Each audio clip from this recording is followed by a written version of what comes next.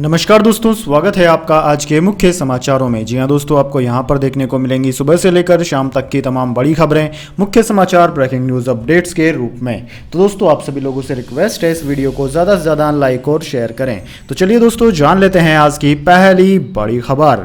WFI को चलाएगा 3 member का पैनल। PT उषा ने कहा सड़क पर धरना अनुशासनहीनता, बजरंग बोले कड़े बयान की उम्मीद नहीं थी। जी हां दोस्तों, भारतीय कुश्ती संघ WFI के अध्यक्ष ब्रजभूषण शरण सिंह के खिलाफ पहलवानों के धरने का आज 5वां दिन है। इनका समर्थन करने हरियाणा और पश्चिमी यूपी की कई खाप पंचायतें जंतर मंतर पहुंची। पहलवानों का पक्ष लेते हुए पंचायतों ने ब्रजभूषण सिंह के खिलाफ तुरंत FIR दर्ज कर उन्हें गिरफ्तार करने की मांग की। इसी बीच भारतीय ओलंपिक संघ IOA की अध्यक्ष PT उषा ने कहा कि पहलवानों का सड़कों पर प्रदर्शन करना अनुशासनहीनता है, इससे भारत की छवि खराब हो रही है। IOA ने पूर्व निशानेबाज सुमा सुरूर वुशु एसोसिएशन ऑफ इंडिया के अध्यक्ष भूपेंद्र सिंह बाजवा को WFI चलाने के लिए 3 सदस्यीय एड हॉक पैनल में शामिल किया है। तीसरा मेंबर हाईकोर्ट के रिटायर्ड जज होंगे। इनका नाम अभी तय नहीं है। दोस्तों, PT उषा के बयान पर पहलवान बजरंग पूनिया ने कहा कि उनसे इतने कड़े बयान की उम्मीद नहीं थी। दोस्तों, धरने के दौरान बजरंग पूनिया ने अपने सोशल मीडिया अकाउंट का कवर बदल दिया। इसमें वे प्रधानमंत्री नरेंद्र मोदी से हाथ मिलाते हुए खड़े थे, लेकिन अब उन्होंने अपनी सिंगल फोटो लगा ली है। Dangal girl international wrestler Geeta Phogat भी पहलवानों के समर्थन में आ गई है। उन्होंने ट्वीट कर लिखा है कि सत्य परेशान हो सकता है पर पराजित नहीं। उनकी बहन बबीता फोगट भी यौन शोषण के आरोपों की जांच के लिए बनी कमेटी पर सवाल खड़ी कर चुकी है। इसके बाद दोस्तों, अगली बड़ी खबर। शरद पवार का राजनीति में भूचाल लाने वाला बयान, रोटी पलटने का वक्त आ गया है, देरी नहीं होनी चाहिए। जी हां दोस्तों, महाराष्ट्र में जारी राजनीतिक हलचल के बीच NCP के प्रमुख शरद पवार ने कहा है कि रोटी पलटने का समय आ गया है। उन्होंने मुंबई के युवा मंथन कार्यक्रम में कहा, किसी ने मुझे कहा कि रोटी सही समय पर पलटनी होती है और अगर सही समय पर नहीं पलटी तो वो कड़वी हो जाती है। अब रोटी पलटने का सही समय आ गया है, उसमें देरी नहीं होनी चाहिए। इस बारे में पार्टी के वरिष्ठ नेताओं को आग्रह करूंगा कि वो इस पर काम करें। दोस्तों, पूर्व मुख्यमंत्री शरद पवार का ये बयान ऐसे समय आया जब उनके भतीजे और NCP नेता अजीत पवार के अगले राजनीतिक कदम को लेकर कई अटकलें लगाई जा रही है। दावा किया जा रहा है कि वह BJP के साथ हाथ मिला सकते हैं। हालांकि इन दावों को अजीत पवार और शरद पवार खारिज करते रहे हैं। इसके बाद दोस्तों, अगली बड़ी खबर। कांग्रेस अध्यक्ष खड़गे बोले PM मोदी जहरीले सांप जैसे, आप सोचेंगे यह जहर है या नहीं, उसे चखेंगे और मौत हो जाएगी। जी हां दोस्तों, कांग्रेस अध्यक्ष मल्लिकार्जुन खड़गे ने प्रधानमंत्री मोदी को जहरीला सांप कहा है। कर्नाटक के कलमुर्गी में गुरुवार को चुनावी सभा को संबोधित करते हुए खड़गे ने कहा कि PM मोदी जहरीले सांप की तरह है, आप सोच सकते हैं कि यह जहर है या नहीं, लेकिन यदि आप उसे चखेंगे तो आपकी मौत हो जाएगी। इसके बाद रोन में हुई सभा में खड़गे ने कहा कि भ्रष्ट भाजपा सरकार राज्य को लूट रही है। यहां हर काम के लिए 40% कमीशन वसूला जाता है। भाजपा की सरकार उन लोगों को देश से भगाने में मदद करती है जिन पर घोटालों का आरोप लगा होता है। PM खुद भ्रष्ट लोगों को बचाने में लगे हैं। बयान पर विवाद होने के बाद खड़गे ने सफाई देते हुए कहा कि मैंने यह उनके बारे में नहीं कहा, मैं कहना चाह रहा था कि उनकी विचारधारा सांप की तरह है, जिसे चाटने की कोशिश करेंगे तो मौत होना तय है। इसके बाद दोस्तों, अगली बड़ी खबर। मनीष सिसोदिया की न्यायिक हिरासत 12 मई तक बढ़ी। दिल्ली आबकारी नीति केस में लोकल कोर्ट का फैसला, जमानत पर हाई कोर्ट में सुनवाई है जारी।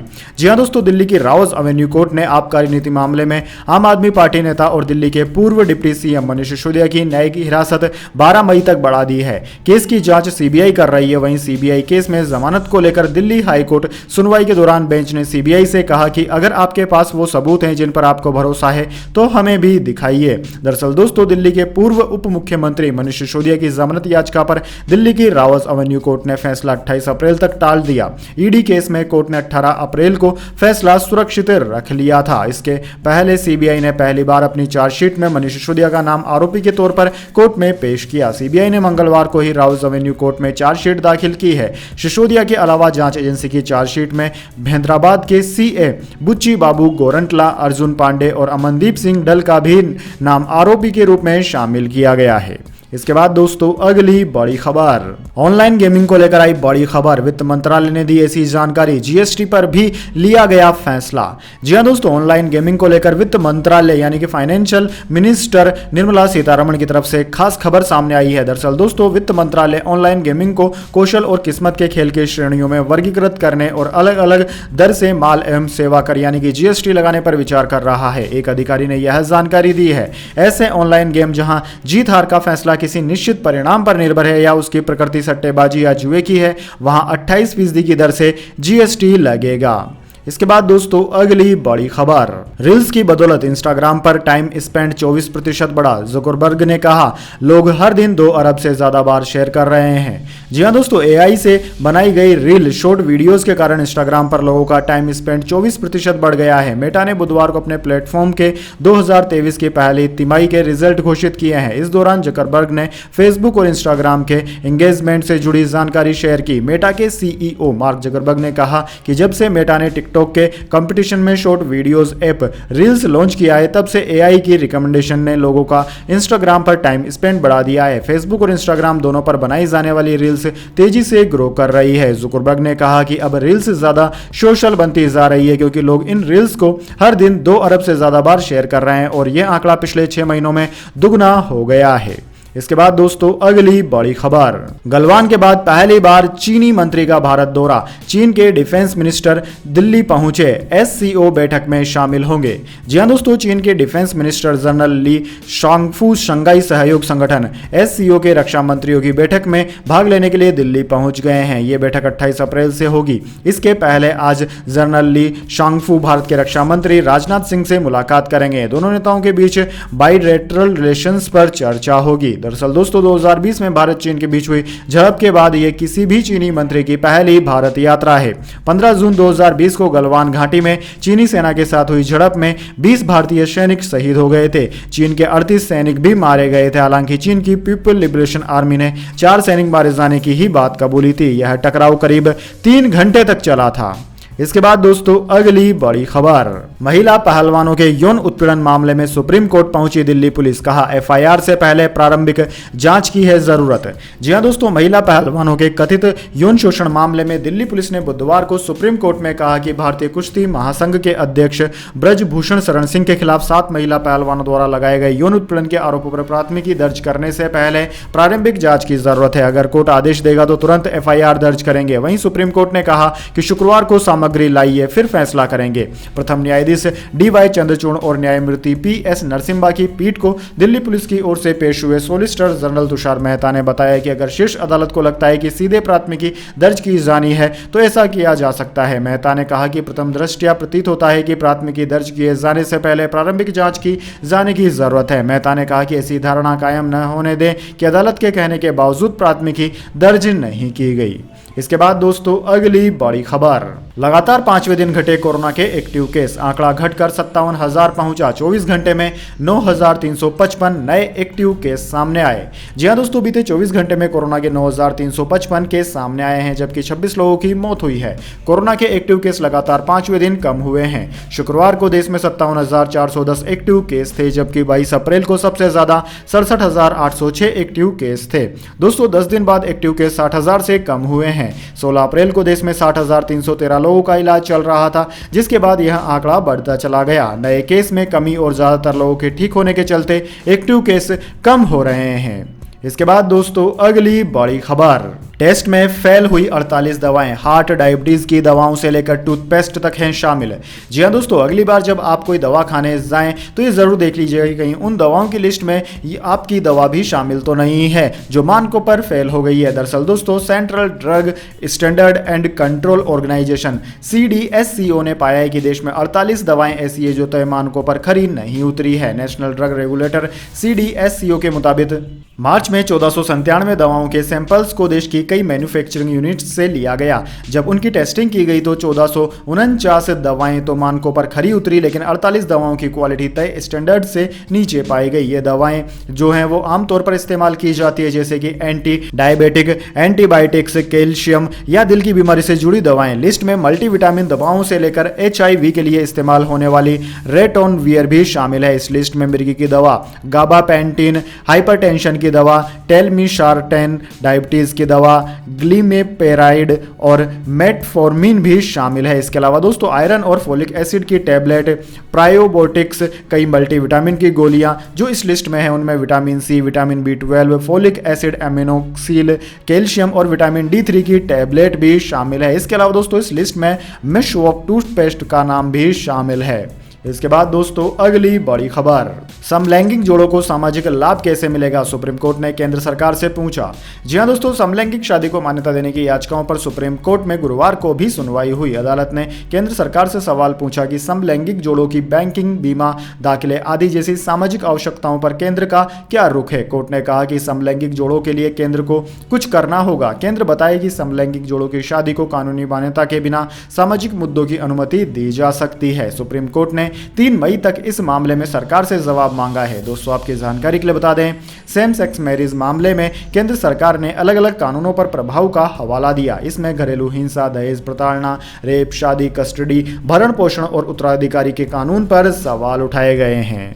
इसके बाद दोस्तों अगली बड़ी खबर, नागपुर में नेशनल कैंसर इंस्टीट्यूट का उद्घाटन, भागवत, गडकरी और अडानी रहे मौजूद। जी हां दोस्तों, महाराष्ट्र नागपुर के जामठा में नेशनल कैंसर इंस्टीट्यूट का उद्घाटन किया गया। आरएसएस प्रमुख मोहन भागवत ने अस्पताल के औपचारिक उद्घाटन की घोषणा की। अस्पताल के उद्घाटन के मौके पर केंद्रीय मंत्री नितिन गडकरी, मुख्यमंत्री एकनाथ शिंदे, उप मुख्यमंत्री देवेंद्र फडणवीस, विधानसभा अध्यक्ष राहुल नावेरकर, उद्योगपति गौतम अडानी व अन्य मौजूद रहे। दोस्तों अडानी समूह के चेयरमैन गौतम अडानी और आरएसएस प्रमुख मोहन भागवत ने अस्पताल का पूरा निरीक्षण भी किया। विदर्भ के क्षेत्र में खोले गए इस कैंसर अस्पताल के खुलने से काफी बड़ी आबादी को इसका लाभ होगा। इस अस्पताल में कैंसर के इलाज के लिए प्रयोग में लाई जाने वाली अत्याधुनिक तकनीक प्रयोग किए जाने की बात भी कही गई है। इसके बाद दोस्तों जाने अगली बड़ी खबर, लेकिन उससे पहले मेरी आपसे एक छोटी सी रिक्वेस्ट है, अगर दोस्तों आपको अभी तक हमारी न्यूज़ पसंद आई है तो इसे एक छोटा सा लाइक जरूर दे दीजिए, और अगर आपको पसंद नहीं आई है तो बेशक आप डिसलाइक भी कर सकते हैं, लेकिन दोस्तों लाइक और डिसलाइक जरूर कीजिए, क्योंकि दोस्तों यही हमारी मेहनत का फल होता है और इसी से हमें पता चलता है कि आपको हमारी वीडियोज़ पसंद आ रही है या नहीं। तो चलिए दोस्तों जान लेते हैं आज की अगली बड़ी खबर। बढ़त के साथ बंद हुआ शेयर बाजार, सेंसेक्स 348 अंक चढ़कर 60,650 पर बंद। इसके 30 शेयरों में से 23 में तेजी।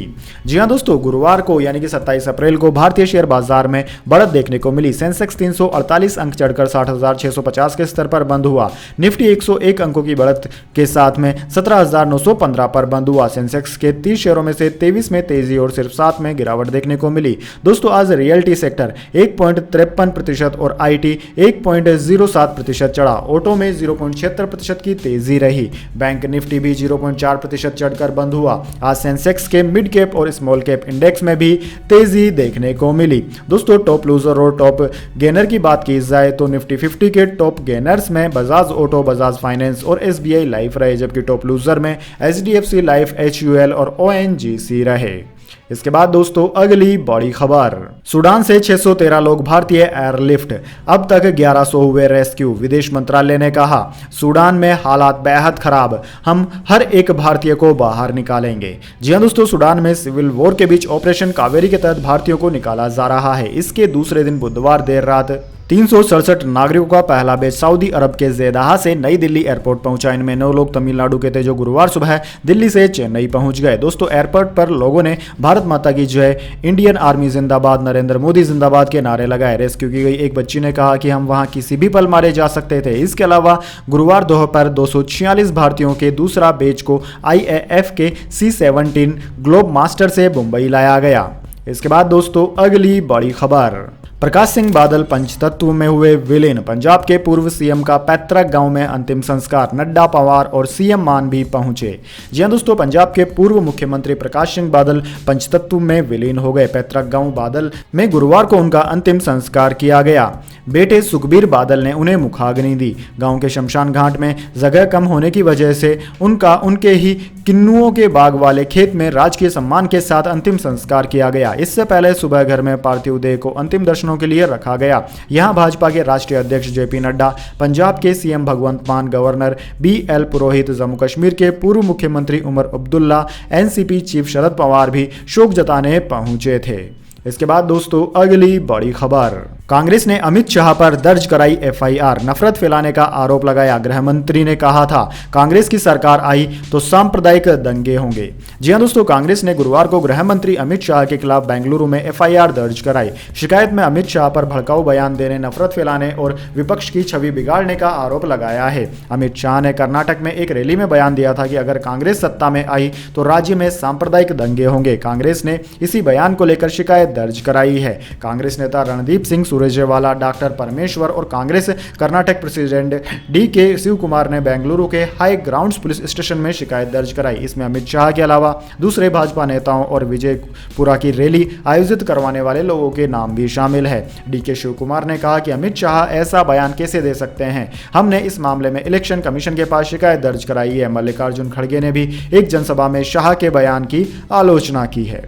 इसके बाद दोस्तों अगली बड़ी खबर, रूस से सस्ता तेल खरीद रहा भारत लेकिन हो गया बड़ा घाटा। जी हां दोस्तों, अमेरिका समेत पश्चिमी देशों की ओर से लगाए गए आर्थिक प्रतिबंध का सामना कर रहा रूस भारत को रियायती कीमतों पर तेल निर्यात कर रहा है। भारत की अमेरिकी चेतावनी और आर्थिक प्रतिबंधों को नजरअंदाज करते हुए भारी मात्रा में रूसी तेल आयात भी कर रहा है। भारत का कहना है कि जहां से भी उसे रियायती कीमतों पर तेल मिलेगा वहां से वह खरीदेगा। सस्ता तेल खरीदने की वजह से भारत का रूस के साथ व्यापार तो बढ़ा है, लेकिन यह भारत के पक्ष में नहीं है। दरअसल रूस के साथ भारत का व्यापार घाटा 7 गुना बढ़कर 34.79 अरब डॉलर हो गया है। किसी भी देश के लिए व्यापार संतुलन होना बहुत जरूरी है, यानी सभी देशों की यह कोशिश रहती है कि अन्य देशों के साथ उनका व्यापार घाटा कम से कम हो। चूंकि दो देशों के बीच ट्रेड डील आमतौर पर डॉलर में होती है, ऐसे में ज्यादा व्यापार घाटा किसी भी देश की अर्थव्यवस्था को प्रभावित कर सकता है। दोस्तों, रूस के साथ भारत के रिकॉर्ड व्यापार घाटे का प्रमुख कारण बम्पर तेल आयात है। व्यापार घाटा का यह आंकड़ा इसलिए भी भारत के लिए चिंताजनक है क्योंकि भारत का व्यापार घाटा अब 101.02 अरब डॉलर के रिकॉर्ड स्तर को पार कर गया है। ऐसा पहली बार हुआ है जब भारत का व्यापार घाटा 100 अरब डॉलर को पार कर गया है। इसके बाद दोस्तों अगली बड़ी खबर, श्रद्धालुओं के लिए खोले गए बद्रीनाथ धाम के कपाट, फूलों और जयकारों से गूंज उठा परिसर। जी हां दोस्तों, सप्ताह की शुरुआत में ही केदारनाथ धाम के द्वार खोले गए थे और अब श्रद्धालुओं के लिए बद्रीनाथ धाम के कपाट भी खोल दिए गए हैं। दोस्तों, बद्रीनाथ में भी पिछले कुछ दिनों से भारी बर्फबारी हो रही है। इसी बीच बद्रीनाथ धाम को खोला गया है। 22 अप्रैल से ही उत्तराखंड में चारधाम यात्रा की शुरुआत हो चुकी है। इस खास मौके पर हर साल की तरह ही प्रधानमंत्री के नाम से पूजा और आरती की गई। इस मौके पर बद्रीनाथ मंदिर को 15 टन से अधिक गेंदे के फूलों से सुसज्जित किया गया। दोस्तों, मंदिर के कपाट खुलने से पहले से ही बद्रीनाथ धाम में तेज बर्फबारी शुरू हो गई थी। कपाट खुलने के साथ ही भक्तों ने जय बद्री विशाल के नारे लगाना शुरू कर दिए। सेना के बैंड द्वारा भी इस मौके पर धार्मिक गीतों की धुनें बजाई गई। धाम खुलने के साथ ही आदि गुरु शंकराचार्य की गद्दी को नरसिंह मंदिर से पांडुकेश्वर रवाना किया गया। दोस्तों, बर्फबारी के बीच मौसम विभाग ने केदारनाथ की यात्रा के दौरान ही चेतावनी जारी कर दी थी। इसके साथ ही जिला प्रशासन द्वारा भी लोगों को हिमस्खलन और बर्फबारी से बचने के लिए चेतावनी दी गई है। इसके बाद दोस्तों अगली बड़ी खबर, आईपीएल के बीच में ही सनराइजर हैदराबाद को लगा बड़ा झटका, वाशिंगटन सुंदर पूरे टूर्नामेंट से हो गए बाहर। जी हां दोस्तों, आईपीएल के बीच में ही सनराइजर हैदराबाद को बड़ा झटका लगा है। टीम के स्टार ऑलराउंडर वाशिंगटन सुंदर आईपीएल के बाकी बचे हुए मैचों से बाहर हो गए हैं। इसकी पुष्टि खुद सनराइजर हैदराबाद ने की है। फ्रेंचाइजी ने अपने सोशल मीडिया हैंडल पर इसकी जानकारी देते हुए कहा कि वाशिंगटन सुंदर हैमस्ट्रिंग इंजरी के चलते पूरे आईपीएल सीजन से बाहर हो गए हैं। दोस्तों, आपकी जानकारी के लिए बता दें कि हैदराबाद की टीम इस सीजन में अब तक कुछ खास कमाल नहीं कर पाई है और अब तक खेले गए अपने 7 में से 5 मुकाबले वो हार कर पॉइंट्स टेबल में 9वें स्थान पर है। इसके बाद दोस्तों अगली बड़ी खबर, छतरी लेकर रहे तैयार, अगले 5 दिनों तक देश भर में बारिश का है अलर्ट। जी हां दोस्तों, मौसम की आंख मिचौली जारी है। 21 और 22 अप्रैल को उत्तर भारत के राज्यों में बारिश के चलते मौसम सुहावना हुआ था। हालांकि इसके बाद फिर से सूरज की तपिश ने लोगों को परेशान कर दिया। तापमान भी 40 डिग्री के पार चला गया। उधर दोस्तों, मौसम विभाग ने जो अलर्ट जारी किया उसके मुताबिक अगले 4 से 5 दिनों तक देश भर के कई हिस्सों में बारिश के आसार बन रहे हैं। इस दौरान तापमान सामान्य या सामान्य से कुछ डिग्री नीचे रह सकता है। दोस्तों, मौसम विज्ञान विभाग द्वारा जारी प्रेस रिलीज के मुताबिक अगले 5 दिनों के दौरान मध्य प्रदेश, विदर्भ और छत्तीसगढ़ में मध्यम बारिश के साथ तेज हवाएं चलने की बहुत संभावना है। राज्य में कई स्थानों पर ओलावृष्टि की भी स्थिति नजर आ सकती है। इसके अलावा आंध्र प्रदेश, तेलंगाना, आंतरिक कर्नाटक, तमिलनाडु, पुडुचेरी और कराईकल और केरल के माहे में भी अगले 5 दिनों के दौरान बारिश के आसार बनते नजर आ रहे हैं। दोस्तों, मौसम विज्ञान विभाग की प्रेस रिलीज में अगले 48 घंटों को ओडिशा, झारखंड में बारिश के साथ साथ ओलावृष्टि की आशंका जाहिर की गई। वहीं असम, अरुणाचल प्रदेश, मेघालय में 28 से 30 अप्रैल इसके अलावा नागालैंड, मणिपुर, मिजोरम, त्रिपुरा में 29 और 30 अप्रैल को बारिश के साथ तेज हवाएं चलती देखी जाने की संभावनाएं व्यक्त की गई हैं। तो दोस्तों यह थी आज की तमाम बड़ी खबरें। इसके बाद दोस्तों बारी आती है आज के माइंड क्विज क्वेश्चन की। जी हाँ दोस्तों, एक आसान से सवाल का जवाब देकर आप जीत सकते हैं एक अमेजिंग सरप्राइज गिफ्ट हमारे यूट्यूब चैनल की ओर से। तो दोस्तों आज का सवाल आपकी स्क्रीन पर आ चुका है। भारत का सरकारी न्यूज चैनल कौन सा है? जी हाँ दोस्तों, अगर आप जानते हैं उस न्यूज चैनल का नाम जो कि भारत सरकार चलाती है तो जल्दी से उसका नाम कमेंट बॉक्स में लिख दीजिए। अगर दोस्तों आपका जवाब होता है एकदम सही और आप चुने जाते हैं लकी विजेता के रूप में, तो आपको मिल सकता है एक अमेजिंग सरप्राइज गिफ्ट हमारे यूट्यूब चैनल की ओर से। तो दोस्तों जल्दी से अपना उत्तर कमेंट बॉक्स में लिख दीजिए, वीडियो को लाइक कर लीजिए और चैनल को सब्सक्राइब करके बेल आइकन भी दबा लीजिए। धन्यवाद। वंदे मातरम। जय हिंद, जय भारत।